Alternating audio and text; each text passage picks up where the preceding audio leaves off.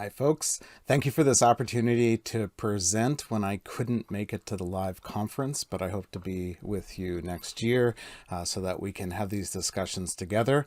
I've been working on a manuscript of The Quest of Bleheris from C.S. Lewis for about 9 years now, and I'd like to share one aspect of my discoveries from that manuscript.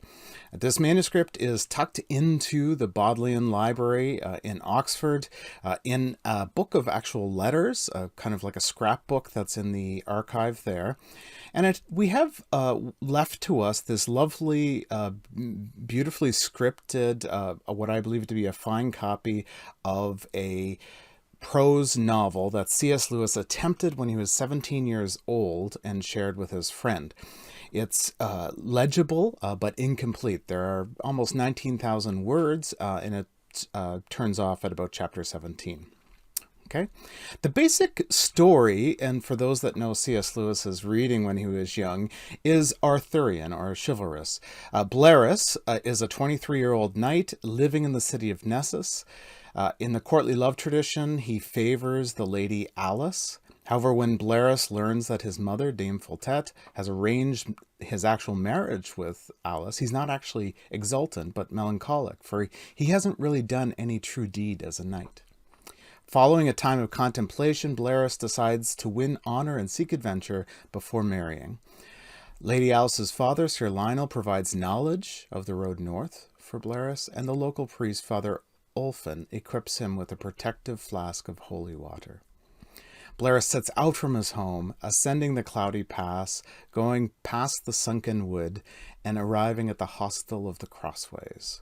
Now there, in adventure, Bleheris meets three men, Gers or Gers, the desirous, who desires for tomorrow and is in danger of being spilled upon the mothlight, the rock mothlight.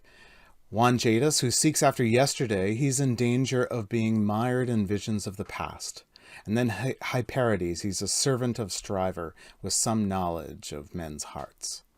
Now, with these dangers and a threat of Betharel doom and a crisis with Lady Alice herself, Bleheris must learn to find his courage, how to choose his companions, choose his adventures well, and how to negotiate his devotion to Lady Alice and his faith in an ever-widening path before him.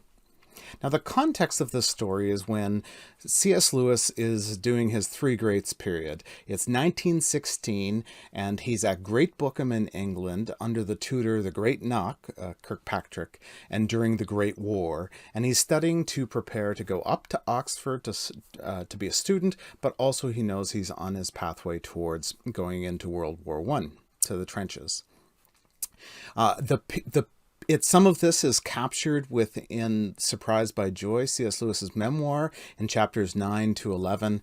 And what we have here in a timeline is that in 1916, after returning after holidays, C.S. Lewis purchases that Phantastes volume by George MacDonald that changed his literary and religious life, and a couple of months later writes the beginning of Bleheris and sends letters weekly to his friend Arthur Greeves until the end of July.